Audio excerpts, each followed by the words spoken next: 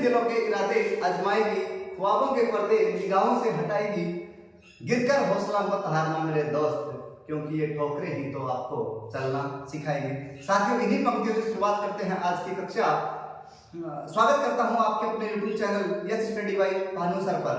साथियों, जैसा कि हमने शुरुआत करी थी कहानी की सीरीज की, और कहानी की सीरीज में मैं आपके सामने आज एक और नई कहानी लेकर हाजिर हूं। मैं भानु शेखावत फिर से स्वागत करता हूं आपके अपने YouTube चैनल यस स्टडी पर।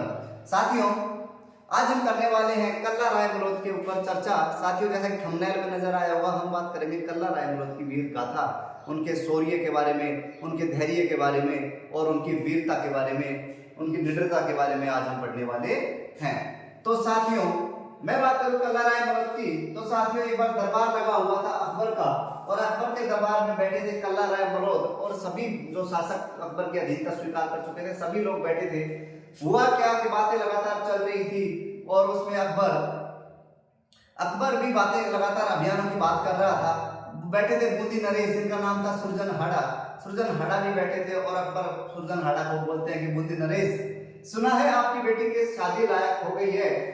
ये बात सुनते हैं बूंदी नरेश और कहते हैं हाँ साहब बिल्कुल हो गई है, तो क्यों ना इसकी शादी सलीम से कर दी जाए। ये अकबर उनको बोलते हैं। बूंदी नरेश सलीम से शादी नहीं करना चाहता था दोस्तों, और अब अकबर को मना करेगा वहां पर तो गड़बड़ है, क्योंकि अकबर को दरबार में अकबर को ही मना करना मतलब क्या कि उसका कहीं ना कहीं डर लग रहा था उसको। तो वो बोला साहब कि अब क्या करे, आओ भाव भूल चुका था बूंदी नरेश, और उसने जाने अनजाने में हाँ कर दी कि साहब मैंने तो सगाई कर दी। उसने हाँ नहीं करी, उसने सगाई कर दी। अब अकबर पूछते हैं कि किसके साथ करी है, तो वो बोलते हैं साहब सिवाना के जो सामंत है कल्ला रायमलोद, इनसे मैंने इनकी सगाई कर दी है। अब साथियों, कल्ला रायमलोद की वीर कानों में न पड़ी है मेरा नाम। अब क्या करें, एक शादी ऐसी चीज है कि उसको थोड़ी सी खुशी हुई और बोलते हैं कल्ला रायमलोद हाँ साहब शादी मेरी हो गई है, सगाई मेरी हो गई है। अब अकबर को दोनों के फेस पर झूठ नजर आ रही थी कि दोनों झूठे हैं, झूठ बोल रहे हैं, लेकिन करे क्या, शादी करने वाला राजी, शादी कराने वाला राजी, जिसकी बेटी वो राजी, तो सब राजी, तो क्या करेंगे अकबर जी।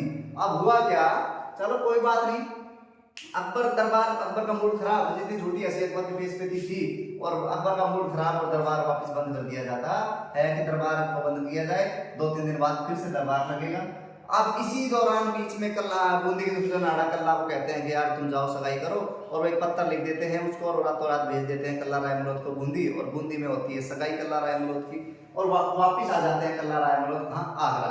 2 दिन बाद फिर से साथियों दरबार लगता है, और दरबार के अंदर बैठे कल्ला रायमलोद दिखते हैं अकबर को, और अकबर का फिर मूड खराब हो जाता है साथियों, और अकबर आदेश देते हैं अपने मंत्री को कि कल्ला रायमलोद का यहाँ से ट्रांसफर कर दिया जाए और इन्हें लाहौर भेज दिया जाए।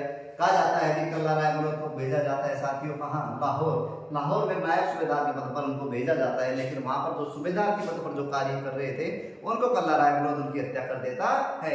ऐसा हो सकता है कि सूबेदार को आदेश दिया गया हो अकबर की तरफ से कि कल्ला को परेशान किया जाए, इस कारण से कल्ला रायमलोद क्या करते हैं साथियों, सूबेदार जो थे वहां उसकी हत्या कर देते हैं, और वापिस आ जाता है सिवाना में रहता है। कुछ देर बाद अकबर संदेश भिजवाता है सिवाना कि यार कल्ला जी आप आगरा आओ कि मेरे साथ दरबार में। कल्ला जी जाते हैं दरबार में, और अकबर उनको कहता है कि शाबाशी देता है कि यार तुमने बहुत अच्छा किया, वो बेकार आदमी था, मैं ही उसको मरवाता, तुमने मार दिया, बहुत अच्छा किया। अब कल्ला रायमलोद के दिमाग में घंटी बजी कि यार अकबर के आदमी को मार दिया और अकबर मुझे कुछ नहीं कह रहा है, कहीं ना कहीं कुछ ना कुछ तो गड़बड़ है।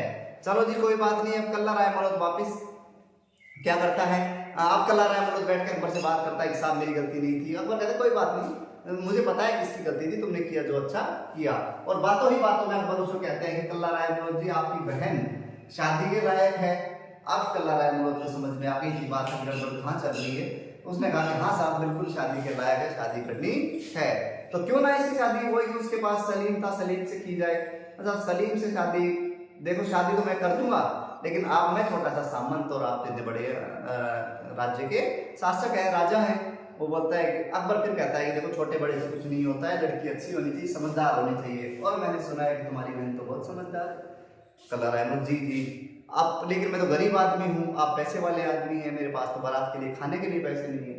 तो कहते पैसों की तुम चिंता मत करो, पैसे तुम्हें चाहिए तो तुम यहाँ से लेकर जा सकते हो और जो उनका होता है खजांची, उनको आदेश दिया जाता है कि जो कल्ला राय बलोच जितना पैसा मांगे उतना पैसा कल्ला राय बलोच को दे दिया जाए।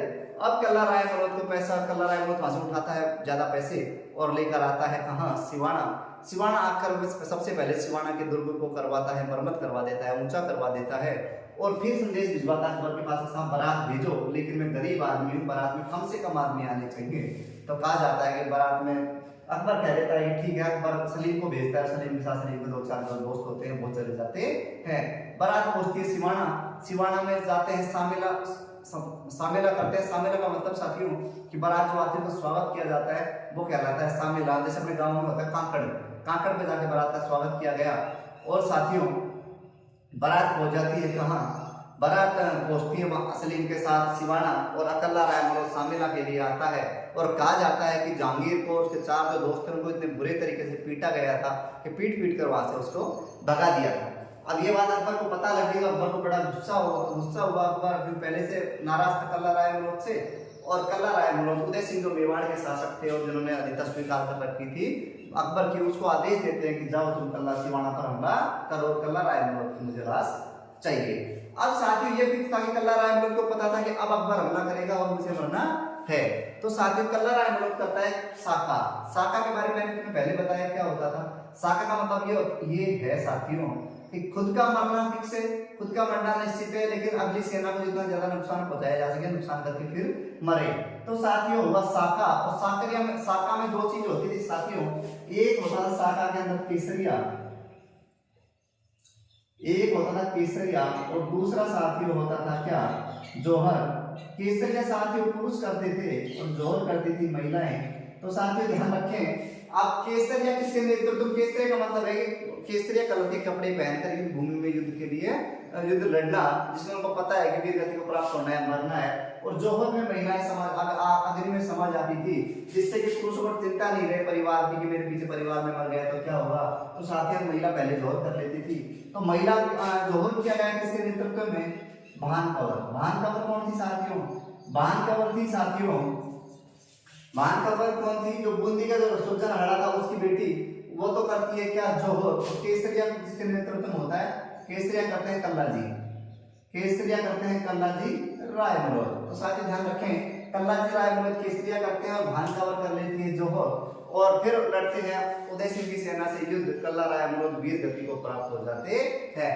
तो कहा जाता है साथियों कि कल्ला राय बलोच अकबर की सेना से लड़ते हुए वीर गति को प्राप्त होते हैं।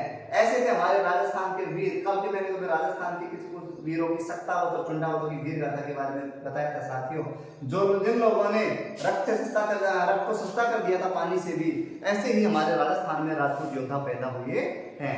तो साथियों आज की थी ये कहानी, कल फिर आपके सामने हाजिर हुआ कोई एक नई कहानी लेकर। तो अगर साथियों आज का सेशन आपको अच्छा लगा है तो वीडियो को लाइक करें, दोस्तों के साथ चैनल को शेयर करें और सब्सक्राइब करें।